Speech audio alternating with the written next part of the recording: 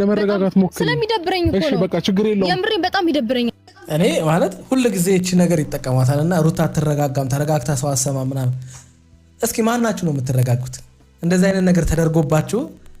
ምንድነው የምትረጋጉት ወይ ነፍሳችሁ ወጥቶ ሞታችሁ ካልሆነ በስተቀር የሆነ ነገር ሆናችሁ ካልሆነ በስተቀር እንደዛ አይነት ነገር እየተፈጠረባችሁ ሰው እንደዛ አይነት የበከተ ቆሻሻ ተግባር በህይወታችሁ ላይ ያደረገ